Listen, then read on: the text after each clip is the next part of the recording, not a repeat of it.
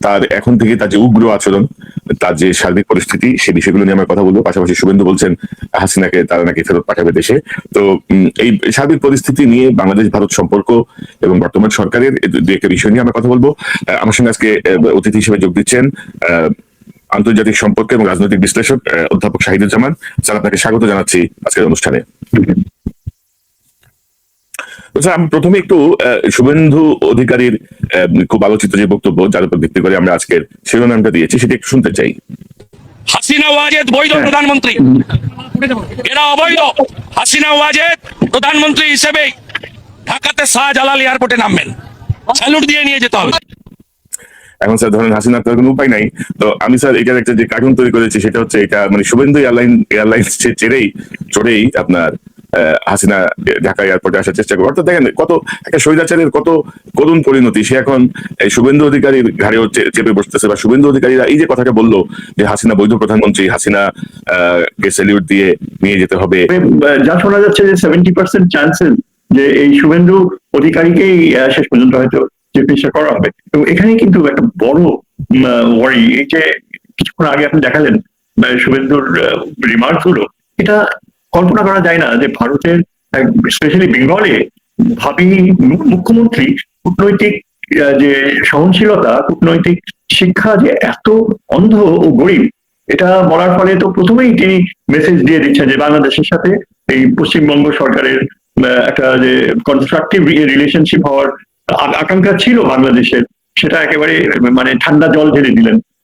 whether he can come out of this sort of events। আজকে আবার তাকে দেখলাম যে গতকালকে পর্যন্ত তার যে ধরনের আচরণ ছিল ভারতীয় মিডিয়াতে, তাকে দেখলাম যে আজকে আবার তার আচরণে কিন্তু একটা 180 ডিগ্রি চেঞ্জ চলে আসছে।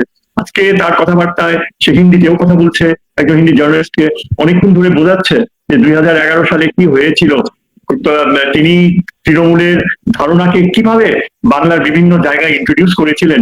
তার বলে যে আমি নিজের আমিত্ব নিয়ে কিছু বলতে চাই না, তবে বলে দিবে যারা জানে পুরনো নেতা তারাই বলে দিবে যে আমার অবদান কি ছিল, কি করেছি।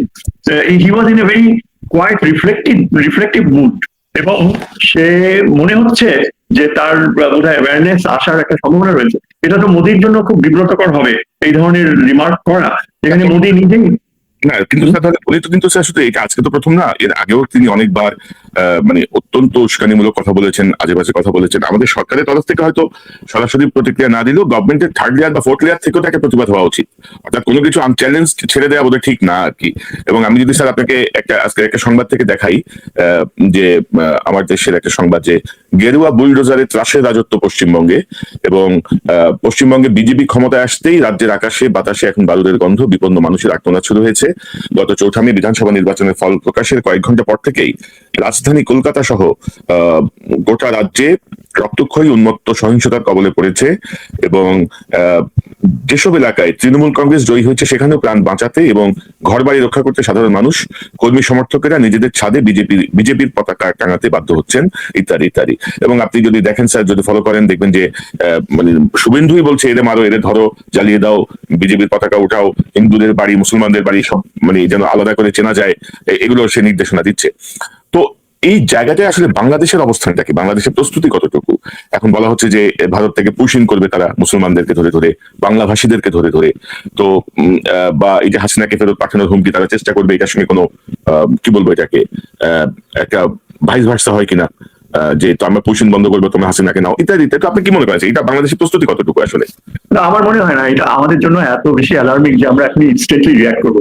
আপনি যে কথাগুলো বললেন, ভাঙচুর এবং ডিস্ট্রাকশন এবং মানুষ, এগুলো সবই কিন্তু কলকাতার প্রাইভেট টেলিভিশন মিডিয়ায় সারাদিন দেখাচ্ছে। রাতের বেলায়ও, সন্ধ্যার পরেও আমরা এইসব জিনিসগুলো দেখলাম, কিভাবে বয়স্ক মানুষদের, তৃণমূল নেতাদের ধরে এই অল্প বয়সী ছেলেগুলো বাড়িতে ঢুকে সব ভেঙে ফেলছে, সোফা সেট, তারপর বড় বড় জিনিস লুট হচ্ছে রীতিমতো। মুসলমানদের দোকান, ফ্যাশনেবল সব নিউ মার্কেটে সেটা ভেঙে বেছে বেছে ভেঙে দেওয়া হচ্ছে। এগুলো সবই থাকছে, কিন্তু বাংলাদেশের ব্যাপারটা হচ্ছে কি, আমাদের এখানে এখন আমাদের নিজেরই একটা ক্রিটিক্যাল সময় যাচ্ছে।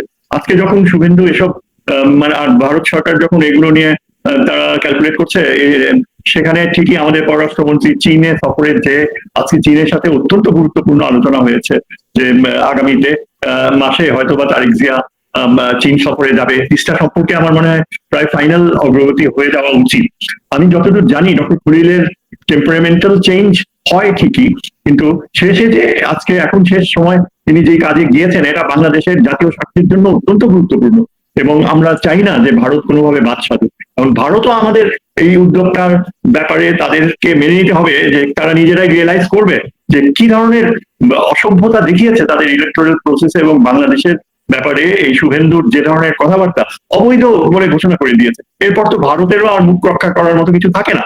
এখন এই দিক থেকে চিন্তা করতে গেলে শুভেন্দু যতই অসভ্য আচরণ করছে, ততই আমাদের পক্ষে এটা লজিক্যাল রেশনাল হয়ে যাচ্ছে যে চীনের সাথে একটা ব্রেক থ্রু আশ্বস্ত করা এবং আর ডিলে না করা। এবং আমি আই ওয়াজ হ্যাপি যে কালকে আমাদের ফরেন মিনিস্টার কিন্তু মিডিয়ার সাথে কথা বলার সময় অনেকটা পজিটিভ ইন্ডিকেশন দিয়ে দিয়েছে এবং বেশ ফার্ম ভয়েসে যে আমরা ভারতের জন্য অপেক্ষা করতে পারবো না, আমরা আমাদের জাতীয় স্বার্থ রক্ষা করার জন্য যা করার তা করবো। এবং এখানে আমার মনে হয় যে ভারত সরকার দুইবার চিন্তা করবে যে শুভেন্দুর আচরণ এবং শুভেন্দুকে চিফ মিনিস্টারের ব্যাপারে গ্রিন সিগন্যাল দেওয়াটা ভারতীয় জাতীয় স্বার্থের জন্য কতখানি। তো বাংলাদেশ কিন্তু রিফ্লেক্টিভ পজিশনে থাকাটা আমার মনে হয় এখন right at this time make sense.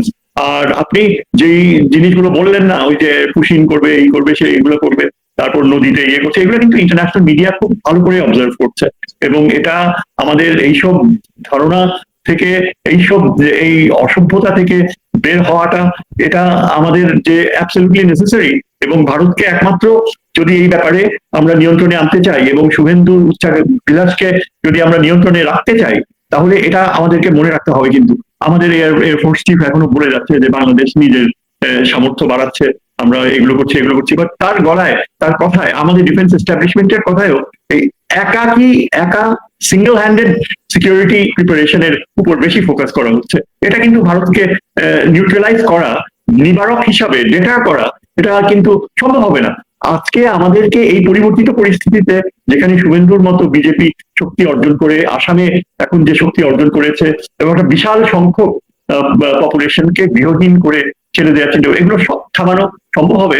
আমাদেরকে একটা জিনিস রিয়েলাইজ করতে হবে যে যেসব দেশ জিওপলিটিক্যালি স্ট্র্যাটেজিক লোকেশনে রয়েছে, এবং বাংলাদেশের স্ট্র্যাটেজিক লোকেশন এখন এত গুরুত্বপূর্ণ হয়ে গিয়েছে এই ভারতের বর্তমান রাজনীতির প্রেক্ষাপটে, যে আমাদেরকে অ্যালায়েন্স, নিরাপত্তা মিত্রতার ধারণাকে ওপেনলি মেনে নিতে হবে।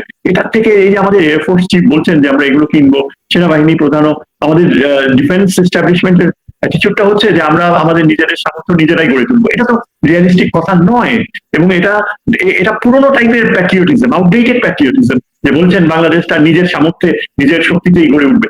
এই ভাষা কিন্তু এখন কোনোভাবেই মধ্যপ্রাচ্যে বা দক্ষিণ পূর্ব এশিয়াতে বা পূর্ব এশিয়াতে যেসব দেশ মিত্রতার বন্ধনে রয়েছে, এই একা চলার ধারণাকে প্রাধান্য কেউ দেয় না। আমাদের এখন যেটা শুভেন্দু ও মোদীর যে দৃষ্টিভঙ্গি, সেটার প্রেক্ষাপটে আমাদেরকে প্রথমত সামরিক মিত্রতার প্রাসঙ্গিকতা সম্পর্কে যৌক্তিকভাবে ডিফেন্ড করতে হবে, যে আমরা একা সম্ভব না। মিলিটারিলি, সামরিকভাবে আমরা যদি একে অপরের সাথে মিত্রতার বন্ধনে যাই, চুক্তির ভিত্তিতে যাই, তাহলে ভারত বাধ্য হবে। এবং এক্ষেত্রে আমার ক্লিয়ার ইন্ডিকেশন, আমি এটা নিয়ে লিখছি, যে চীন এবং পাকিস্তানের যে মিত্রতা রয়েছে, সামরিক মিত্রতা, আপনি দেখেন সেখানে কিন্তু কোনো রাগঢাক নাই। এই যে রিসেন্ট যুদ্ধটা হয়েছে, সেখানে চীন সরাসরি পাকিস্তানে এসে তার অ্যাওয়াক্স ব্যবহার করে পাকিস্তানের এয়ার পাওয়ারকে এমন সাপোর্ট দিয়েছে যে আজকে পাকিস্তানের ইমেজ একেবারে বদলে গেছে। এবং চীনের সাথে তারা 5th জেনারেশন যেসব প্লেনস চীন বিক্রি করবে শুধু পাকিস্তানের কাছে, এবং এখানে কিন্তু বারবার ফোকাস করা হচ্ছে। আমি বলছি, এবং আমরা এটাকে অত্যন্ত গর্বের সাথে দেখতে পারি যে বোথ চায়না এন্ড পাকিস্তান, তাদের এই দুটি দেশেরই কিন্তু আমাদের সামরিক সামর্থ্য, আমাদের পাইলটসদের ক্যাপাবিলিটি, আমাদের সেনাবাহিনীর যে পোটেনশিয়াল অ্যাবিলিটি, যে উন্নত ট্রেনিং, উন্নত সহযোগিতার মাধ্যমে আমরা যে কোন মাত্রায় যেতে পারি, এবং নিশ্চিতভাবে ভারত কিন্তু তখনই আমাদের টেনে। এখন এই যে আপনি দেখছেন শুভেন্দুর ভাষা বা ভারত সরকারের যে ভাষা, সেখানে কিন্তু তারা মনে করে যে বাংলাদেশ যদি বন্ধুত্ব চায়, তাহলে ভারতের বন্ধুত্বের হাত বাড়িয়ে দেওয়াকে বাংলাদেশ রেসপেক্ট করবে। এবং এটা কি ধরনের রেসপেক্ট? এটা হচ্ছে তারা মনে করে যে হাসিনা টাইপের সাবসার্ভিয়েন্স। হাসিনা যেভাবে পাকিস্তানের থেকে দূরত্ব রেখেছে সম্পূর্ণ, হাসিনা যেভাবে চীনের সাথে সম্পর্ক একেবারে ধ্বংস করে দিয়েছিল, ভারতের এই মোদী সরকার এখনো 2টা বছর কেটে গেছে, তাদের ধারণা হচ্ছে, এবং শুভেন্দু যেটা মনে করে, এই যে বলে অবৈধ সরকার, কেন বলে? তাদের ধারণা যে বাংলাদেশে যতদিন না একেবারে পাকিস্তানের সাথে কোনো সম্পর্ক থাকবে না, চীনের সাথে কোনো নিরাপত্তা সংযোগ থাকবে না, চীনের সাথে এই যে আমরা বলি যে শুভেন্দু এসছে, বিজেপি এসছে, এখন তিস্তা চুক্তি এগিয়ে যাবে, এটা কিন্তু ভুল ধারণা। আমরা সবাই বেশ পাবলিকলি বলি, পাবলিক ডিপ্লোমেসিতে বলতে থাকি যে এখন মমতা না করে দিয়েছিল, ভারত এখন নেগোশিয়েট করবে। ভারত নেগোশিয়েট করবে তখনই যখন বাংলাদেশ বাধ্য হবে যে চীনের সাথে কোন রকমের তিস্তা নিয়ে সহযোগিতায় যাবে না, গঙ্গা চুক্তির ব্যাপারে চীনের সাথে কোন রকমের আলাদা কোনো সম্পর্কে যাবে, এটা তো হতে পারে না। ভারত তার নিরাপত্তা প্রশ্নে ঠিক যেগুলো চায় সেগুলোই যদি আমাদের হাসিনার মতো এখন এই সরকারকে মেনে নিতে হয়, তাহলে তো ভারতের সাথে আমাদের সমতার ভিত্তিতে কোনো সম্পর্কই থাকবে না। আমি যেটা বলে আসছি এবং বারবার ইনসিস্ট করি যে অবশ্যই যে এই যে ফরেন মিনিস্টার এখন চীনে গিয়েছে, যথাশীঘ্র চীনে শুধু আমাদের তিস্তা ডেভেলপমেন্টই না, ওই উত্তরবঙ্গের ওই অঞ্চলের পূর্ণ আরবানাইজেশন, ইন্ডাস্ট্রিয়ালাইজেশন, তারপর এই যে ক্লাইমেটিক ইকো ফ্রেন্ডলি যেসব চীনের সাথে কাজ করা যায়। আমাদের একটা জিনিস মনে রাখতে হবে কিন্তু, এই যে বঙ্গোপসাগরের স্যালিনিটি লেভেল, এটা কিন্তু আস্তে আস্তে প্রবেশ করছে। কিছু বছরের মধ্যে সেটা ফরিদপুর পর্যন্ত চলে আসতে পারে স্যালিনিটি, এবং তারপর আমাদের এখানে একটা ভয়াবহ দুর্ভিক্ষজনিত প্রক্রিয়া, এবং এই জন্য তিস্তার পানি, উত্তরের পানি যেন ঠেলা দেয়, যেন চলে আসে, এবং এই ক্ষেত্রে চীন অপরিহার্য, কারণ ভারত আমাদেরকে হয়তো তিস্তার পানির মাত্রা বাড়িয়ে দিতে পারে, সেই বাস্তবতা এখন আর নাই। তারা ওই যে গগনতলা নাকি পশ্চিমবঙ্গে যে পানি তারা নিচ্ছে, আজকে একটা ডকুমেন্টারি দেখলাম ইন্ডিয়া, তারা বলে যে যথেষ্ট না এগ্রিকালচার, তারা আরো বেশি তিস্তার পানি ব্যবহার করবে এবং শূন্যের কোঠায় নিচ্ছে। এই যে ভারতের এই ধরনের বাস্তবতার প্রেক্ষাপটে আমরা নিশ্চয়ই ভারতের সাথে আলোচনায় যাব, কিন্তু চীনের সাথে তিস্তা চুক্তি বাস্তবায়ন নিশ্চিত করে, এটাকে আমরা বলি diplomacy from a position of strength. আপনাকে চীনের সাথে যখন আপনি যাবেন, তখন চীনের হাতে সেই জাদুর কাঠি রয়েছে, কারণ ভারতের ওই যে ব্রহ্মপুত্রের সোর্স, যেটা যার ফলে তাদের ওই ড্যাম বানানো আসামের, আমাদের সিলেটের কাছাকাছি, সেটা বন্ধ হয়ে গেছে। সেটা যদি হতো, সেটা হয়নি কারণ চীন এখন উত্তরে ওই ব্রহ্মপুত্রের চাইনিজ সাইডে যে ড্যাম তৈরি করছে এবং তার ইয়ে করবে, সেটার কারণে ভারত এখন তাকে যথেষ্ট সমীহ করতে হচ্ছে এখন। আর ভারত, কিন্তু আমরা জানি যে চীন যদি তিস্তার দায়িত্ব নেয়, ভারতের উপর তারা এমন চাপ সৃষ্টি করতে পারে, ব্রহ্মপুত্রের পানি যদি বন্ধ করে দেয়, কমায় দেয়, ভারতের গলা টিপে ধরতে পারে চীন, এবং সেটা চীন করতে দ্বিধা করবে না।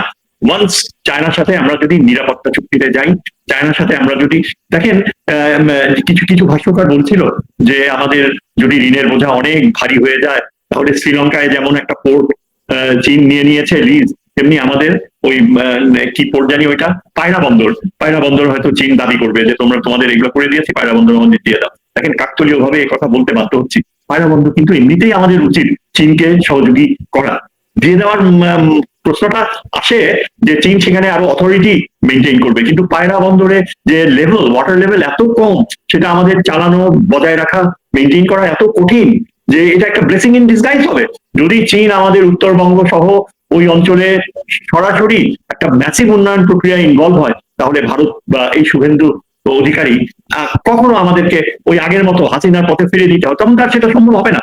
আর চীন যদি পায়রা বন্দরে আসে, পায়রা বন্দর যদি কোনো কারণে আমাদের চীনকে লিজ আউটও করতে হয়, ধরেন আমি হাইপোথেটিক্যালি বলছি যে একটা, সেটা আমাদের জন্য একটা ব্লেসিং ইন ডিসগাইজ হবে, কারণ পায়রা বন্দরের খুব কাছেই রয়েছে সোয়াচ অফ নো গ্রাউন্ড, যেটা আপনার তলাবিহীন সমুদ্র, 1700 স্কোয়ার কিলোমিটার নিয়ে এটা গঠিত, এবং এটা পৃথিবীর অন্যতম শ্রেষ্ঠ মেরিন বায়োলজির ভুবন, যেখানে অনেক সম্পদ রয়েছে, অনেক বায়োডাইভার্সিটি রয়েছে। এটাই আমরা চীনের প্রযুক্তি ব্যবহার করতে পারবো। আমরা তখন চিন্তা করতে পারবো চীনের মাধ্যমে রামপাল থেকে ভারতকে ঠেকানো। আপনি হয়তো জানেন যে আমাদের একজন মহিলা আমেরিকার পেন্টাগনে আর্মস কন্ট্রাক্টর হিসেবে কাজ করেন, ভদ্রমহিলা কিন্তু আমাদের বাংলাদেশের নিরাপত্তা নিয়ে বেশ ভালো টক শো করেন, আমি নামটা ঠিক মনে করতে পারছি না। তিনি বলছেন যে ভারতীয়রা যখন এই আমাদের রামপালে নেতৃত্ব দেয়, তারা কয়েক কোটি, 3 থেকে 5 কোটি টাকা স্যালারি নেয়, যিনি প্রধান 3 থেকে 5 কোটি অ্যানুয়াল অ্যামাউন্ট তারা ফরেন এক্সচেঞ্জে ইন্ডিয়াতে পাঠায়, এবং এইসব ভারতীয়রা আমাদের এই যে রামপাল থেকে নিয়ে আরো অন্যান্য অনেকগুলা প্রজেক্টে, এই যে আপনার রূপপুর প্ল্যান্ট, সেখানে রাশিয়ানরা রয়েছে, ভারতীয়রাও রয়েছে, এবং ভারতীয়দেরকে আপনার ওয়েস্টার্ন স্ট্যান্ডার্ডে তাদের বেতন দিতে হয়।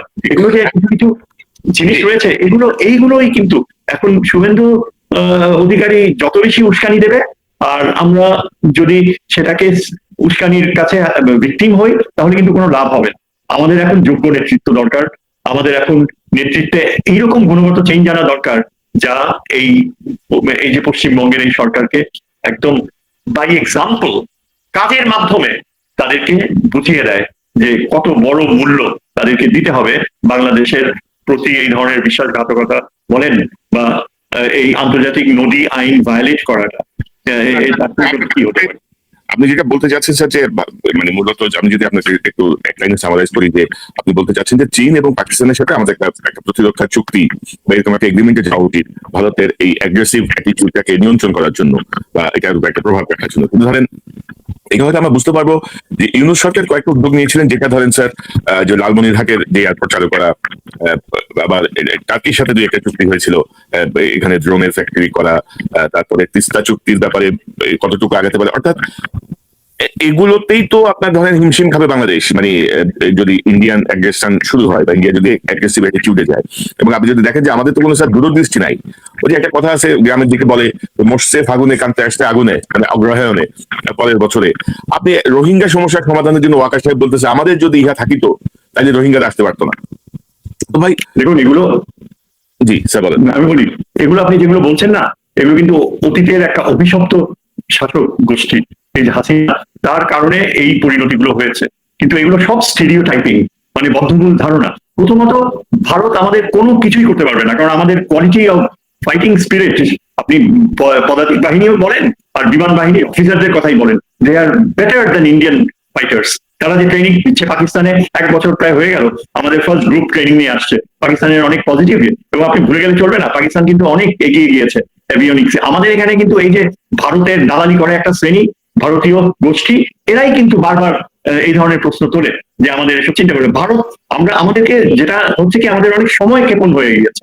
গত 2 বছরে অনেক দ্রুত গতিতে চীনের সাথে এই তিস্তা চুক্তি সই করা যেত, কিন্তু কিছু রেজিম, ওই ইউনুসের সময়কার কিছু বিশ্বাসঘাতক একজন মহিলার কথা তো আমরা সবাই জানি পাবলিকলি, যে এই তিস্তা চুক্তিকে ঠেকিয়ে রেখেছে এবং খুবই ভয়েসে দৃঢ়তার সাথে কথা বলতো।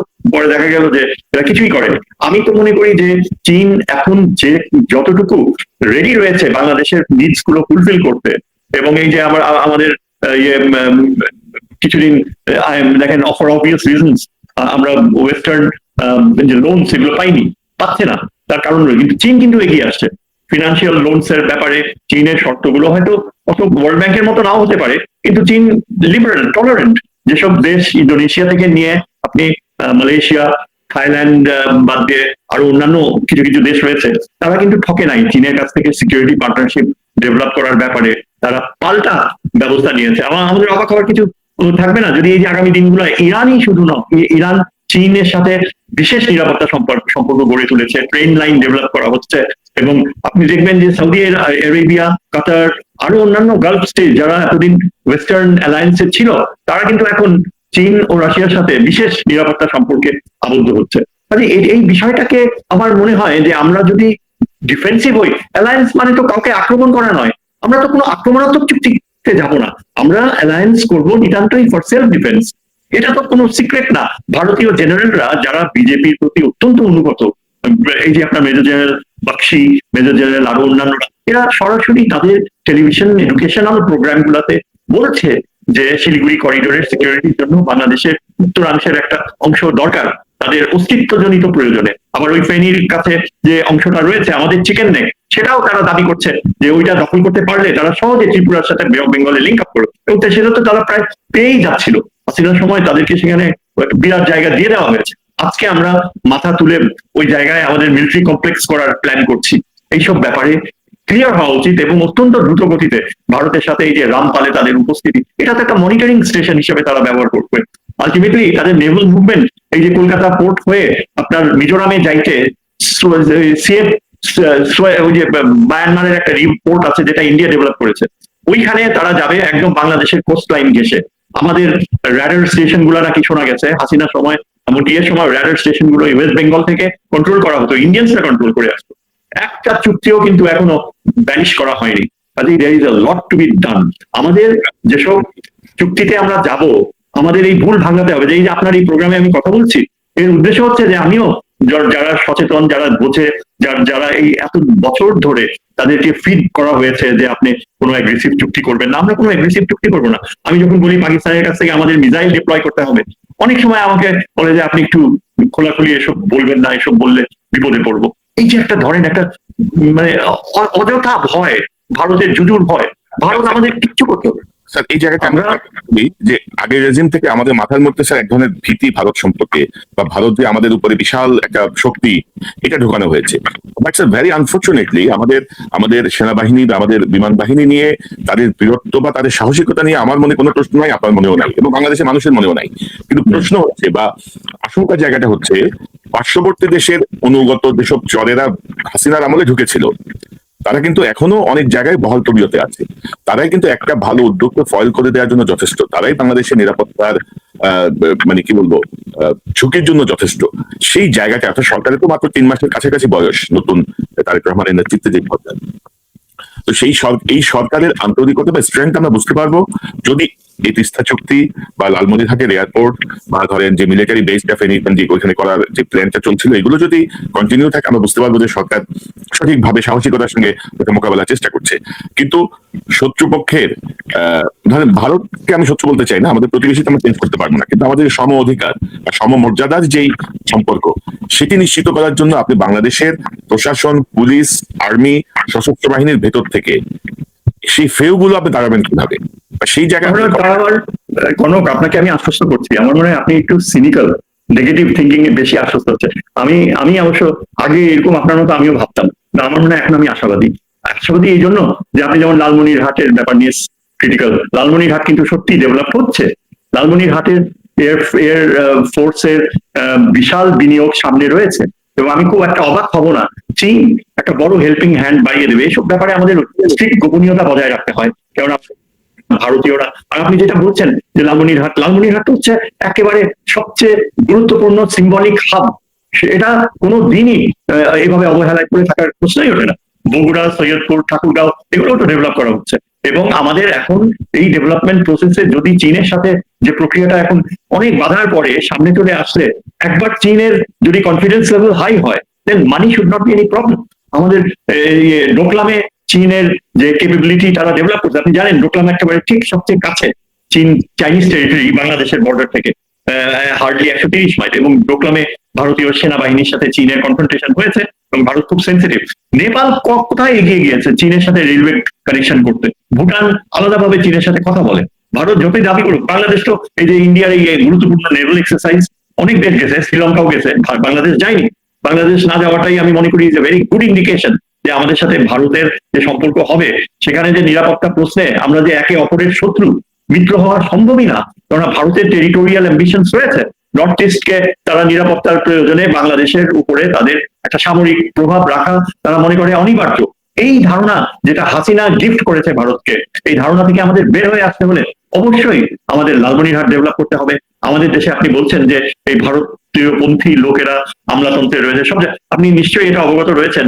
কয়েকদিন আগে 12 জন senior Amla of high quality তারা পাকিস্তানে গিয়েছে, লাহোরের সিভিল সার্ভিস একাডেমিতে তারা 3 সপ্তাহ কাটাবে, এবং বাংলাদেশের সাথে এই যে আঞ্চলিক সহযোগিতা, জিওপলিটিক্যাল জিও স্ট্র্যাটেজিক সম্পর্কগুলো, এখানে সিভিল প্রশাসনের যারা এখন ডিসিশন মেকিং লেভেলে চলে যাবে, তারা ক্রমশ যে এই পাকিস্তানের সাথে একটা হবে, যোগাযোগ হবে। এবং পাকিস্তানের সাথে আমাদের সাংস্কৃতিক বন্ধন, এই বন্ধন তারা আমাদের 71-এর শত্রু ছিল, সবই সত্যি। তারপরেও ভূরাজনৈতিক বাস্তবতা আমাদের আজকের যে দৃষ্টিভঙ্গি তা হচ্ছে এই যে পাকিস্তানের মাধ্যমে চীনের সাথে আমরা সম্পর্কের দূরত্ব অনেকখানি কমিয়ে ফেলতে পারি। আপনি জানেন পাকিস্তান কতখানি গুরুত্বপূর্ণ। এই যে ভারত একজন ওয়েস্টার্ন জার্নালিস্ট পয়েন্ট আউট করছে যে যেখানে পাকিস্তান টেররিস্ট স্টেটের ইমেজ থেকে বের হয়ে এসে আজকে তারা আন্তর্জাতিক কূটনীতির শীর্ষ পর্যায়ে নেগোসিয়েট করছে, এবং শুধুমাত্র তাই না, ক্ষেত্র বিশেষে ইরানের পক্ষ নিয়ে আমেরিকার সাথে আর্গুই করছে। এই ধরনের যখন পাকিস্তান কূটনৈতিক দক্ষতা এবং তার সামরিক সামর্থ্য প্রমাণ করে, সেখানে ভারত কি করছে? ভারতের একমাত্র অবসেশন হচ্ছে বাংলাদেশকে কিভাবে করুণরাজ্য করবে। 80% অফ ইন্ডিয়ান মিডিয়া খালি সারাক্ষণ বাংলাদেশ এইটা করে। জঘন্য এদের দৃষ্টিভঙ্গি, এটা কতখানি ওদের সেলফ ডিস্ট্রাকটিভ, এটা কখনো পারবে না। তো আমাদের দেশের লোকেরা যারা বিশ্বাসঘাতকতা করতে চেয়েছে ভারতের, তারা পারে নাই। গত 1 বছর ছিল শ্রেষ্ঠ সময় তাদের। এবং এই যে যারা আওয়ামী লীগের নেতারা কিভাবে কথা বলতো যে এইটুকু ফিরে আসছি, বীরের বেশে ফিরে আসছি, শুভেন্দু যেই কথা বলে এই যে কত বড় একটা গর্ধ। আমার মনে হয় সে নিশ্চয়ই তার অতীত বাস্তবতায় ফিরে যেয়ে একটা হেলদি চিন্তাধারায় আসবে, কারণ একটা সময় ছিল সে কিন্তু মমতা ব্যানার্জির রাইট হ্যান্ড ছিল। শুভেন্দু মমতাকে অত্যন্ত লয়ালি, ঠিক যেমন ওই যে আমরা বলি যে শয়তান কেন শয়তান হয়েছে, শুভেন্দু যখন দেখলো যে তাকে বাদ দিয়ে মমতা তার এই ভাতিজা এই এই এই ছোকরা, যে তার নাম যেন কি, মুখার্জি, তার ভাগ্নে অভিজিৎ কি যেন নাম ছিল, কি বলে হ্যাঁ, অভিজিৎ ব্যানার্জি। আজকে আপনি যদি দেখেন অভিজিৎ ব্যানার্জি যে কি অস্বাভাবিক মাত্রায় মমতার ব্যাকিং পেয়েছে, তার বাড়ি 13 জন চেয়ার গুনে দেখালো, 13টা পুলিশ অফিসার থাকে, ভিতর থেকে ট্রেন দিয়ে বিরাট সরঞ্জাম বার করছে আজকে ভারতীয় পুলিশ, যে এইসব সরঞ্জাম রাখা হয়েছে ভিতর থেকে সিকিউরিটি মনিটরিং করতে। সে যেই রাস্তা দিয়ে যাবে সেই রাস্তা কিছুক্ষণের জন্য, আধ ঘন্টার জন্য বন্ধ করে রাখা হতো, কোনো ট্রাফিক মুভমেন্ট থাকবে না। এগুলো কিন্তু আগে কেউ মুখ খুলে নাই। মমতার যে ডিজেনারেশন এত মাত্রায় হতে পারে, এবং এই শুভেন্দু না, আমি বলি ওই যে যে ভাগ্নে, সে আজকে তৃণমূলের সিনিয়র লিডাররা, তারা রবীন্দ্র ঘোষ, তারপর মালদার মনিরুল ইসলাম, আরো বেশ কয়েকজন, তারা সবাই মুখ খুলেছে, বলে যে মমতার পতনের একমাত্র কারণ হচ্ছে এই এই তার ভাগ্নে। তার সে প্রভুভৃত্য সম্পর্ক গড়ে তুলেছিল তৃণমূলের সিনিয়র লিডার থেকে, সবাইকে বাদ দিয়ে সবাইকে অপদস্থ করে ওই তার জেনারেশনের ছেলে। মমতা কিভাবে এগুলো অ্যালাউ করলো? মমতার উচিত ছিল প্রথমেই শুভেন্দুকে সামনে এনে রাইট হ্যান্ড হিসাবে যদি রাখতো, আজকে কিন্তু ভারতে এই বিজেপির এই উত্থান এভাবে হয়তো নাও হতে পারতো। এটাই বলা হয়। স্যার আমি একটু অ্যাড করতে চাইতে, স্যার মানে মমতার সাথে স্যার আমাদের হাসিনার কিছু কিছু জায়গায় অনেক মিল আছে। এই জাতীয় অনেক তথ্য আমি এখন পাচ্ছি, যেটা আপনি তার ভাস্তের ব্যাপারে বললেন, সে একরকমের মানে চাষের রাজত্ব কাজ করছিল। আচ্ছা, আপনি যেটা বলছিলেন যে আমি আসলে স্যার নেগেটিভলি ভাবছি না, আমি নেগেটিভ বিষয়গুলোকে সামনে আনছি একটা পজিটিভ আউটকামের জন্য, মানে বিষয়গুলো আছে। এবং স্যার ধরেন ভারতের রাজনীতির যে জায়গাটা, শুভেন্দুদের যে বক্তব্য বা হাসিনার, স্যার আপনি কি মনে করেন যে স্যার হাসিনার মিনিমাম কোনো পসিবিলিটি যদি থাকতো ক্ষমতায় থাকার, সে পালা যেত এইভাবে? তো শুভেন্দু যে কথা বলছে হাসিনার পক্ষ নিয়ে, সে বাংলাদেশের ছাত্র জনতার যে অভ্যুত্থান তার বিপক্ষে অবস্থান নিচ্ছে। বাংলাদেশের মানুষ কিন্তু এন্টি ইন্ডিয়ান হয়ে গেছে, হাসিনার কারণেই হয়ে গেছে। 47-এ যে পার্সেন্টেজ ছিল, 2024-এ এসে সেই পার্সেন্টেজ তার 3 গুণ মাত্রায় বেড়ে গেছে, মানে ভারতের সাথে, ভারতের আচরণে, হাসিনার আচরণে। তো সেই জায়গাটা এখন শুভেন্দু যদি বলে হাসিনাকে ফেরত পাঠানো হবে, সেলিউট দিয়ে নিতে হবে, আরে হাসিনা কোন প্রেক্ষিতে পালাই গেছে? তোমরা এরা আসলে রাজনীতি করে নাকি মানে কিছু নেশা টেশা করে, এখানে মুশকিল। এবং স্যার আপনি আমাদের যে আশঙ্কার যে জায়গাগুলো, সেই জায়গাগুলো আমরা কাজ করতে চাই যেন সরকারের নজরে আসে, নীতি নির্ধারকদের নজরে আসে, যেন তারা আগাম প্রস্তুতি নিতে পারেন। তো এখন ধরেন স্যার বর্তমান সরকারের তো প্রায় 3 মাস হতে চললো, আপনি কিভাবে দেখছেন এই সরকারের যে কার্যক্রম বা এই সরকারের যে ম্যাচুরিটি? আপনি জিয়াউর রহমান সাহেবের উপদেষ্টা হিসেবে কাজ করেছেন, শহীদ রাষ্ট্রপতি জিয়াউর রহমানের সাথে আপনার কাজের অভিজ্ঞতা আছে, এবং আপনি রাজনৈতিক বিশ্লেষক, আন্তর্জাতিক সম্পর্ক বিশ্লেষক, তো সবকিছু মিলিয়ে এই 3 মাসের এই সরকারকে আপনি কিভাবে দেখছেন? তারেক রহমান প্রধানমন্ত্রীর আন্তরিকতা নিয়ে আমার কোনো সন্দেহ নাই, বা উনি ভালো কিছু করতে চাচ্ছেন এটা স্পষ্ট, একটা ভিন্ন ধারা আনতে যাচ্ছেন এটা স্পষ্ট। কিন্তু তার যারা নিয়োগ প্রাপ্ত হয়েছেন মন্ত্রিসভায়, তার যারা নিয়োগ প্রাপ্ত হয়েছেন বিভিন্ন জায়গায়, তাদের কার্যক্রমকে আপনি কিভাবে দেখেন? তারেক রহমান থেকে ভাবছেন তারা কি সেটি বাস্তবায়ন করতে সক্ষম? না, আমি এবং আমার মতো আরো অনেকেই একেবারেই ডিসঅ্যাপয়েন্টেড। আমরা এই আউটকাম ভাবিনি, এবং যেটা রিউমার এবং অনেকাংশেই হয়তো সত্যতা রয়েছে, সেটা হচ্ছে ওই যে ইলেকশন ইঞ্জিনিয়ারিং, যেটা প্রথমে ঠিক মতো ভোট হয়েছে, কিন্তু পরের দিকে কাউন্টিং এর সময় একটা স্টেজে যে এমন কিছু ঘটনা ঘটেছে যেগুলো ইনএভিটেবলি আগামী দিনে সামনে চলে আসবে। যেভাবে এই সংসদকে চালানো হয়েছে এই গভর্নমেন্টের দ্বারা, সেটা অত্যন্ত লজ্জাজনক। এবং এইটা হাসিনার সংসদ যেভাবে চলেছে, আমার কাছে মনে হয়েছে তাই। তারেক রহমানের জন্য এখন যেটা সবচেয়ে গুরুত্বপূর্ণ, তাকে এটা নিশ্চিতভাবে নিজের উপর বিশ্বাস রাখতে হবে যে ভারত তার রক্ষাকর্তা হতে পারে না, ভারত কখনো তার বন্ধু হতে পারে না। তার মা যেমন এটা খুব ভালো করে বুঝেছিল যে এই ভারত আর পাকিস্তানের ভিতর পাকিস্তানের ইন্টেলিজেন্সের সাপোর্ট অত্যন্ত প্রয়োজন, তারেকের এটা বুঝতে হবে তারেক রহমানকে। ISI must play important role. কিছুদিন আগে একটা খবর বেরিয়েছিল যে এয়ারফোর্সের ভিতরে ভারতীয় অনুচররা ঢুকে, এই ঢুকে তারেককে নাকি হত্যা করার মতো একটা ষড়যন্ত্র, এবং এটা আইএসআই কিন্তু ডিটেক্ট করেছে। এটা ভুলে গেলে চলবে না যে পাকিস্তানের আইএসআই নিয়ে এখানে এই ভারতপন্থীদের নানা রকমের ষড়যন্ত্র তত্ত্ব, এমন আজে বাজে সব। এই ইন্টেলিজেন্স এজেন্সিটা it is one of the best in the world.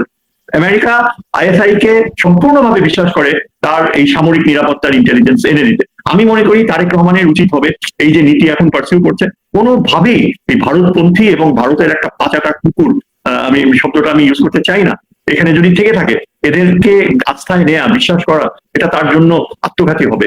এবং এখন পর্যন্ত আমি দেখিনি যে সংসদে এমন ভাবে কোনো আচরণ, আমার কাছে যেটা মনে হয়, যেটা প্লাস পয়েন্ট হচ্ছে যে জামাতের সাথে এখনো ছাত্র নেতৃত্বের একটা অত্যন্ত মেধাবী অংশ তারা কিন্তু রয়েছে। এই যে এই জামাতের যে চিফ হুইপ নাহিদ, তার বক্তৃতা শুনেছেন, অসাধারণ।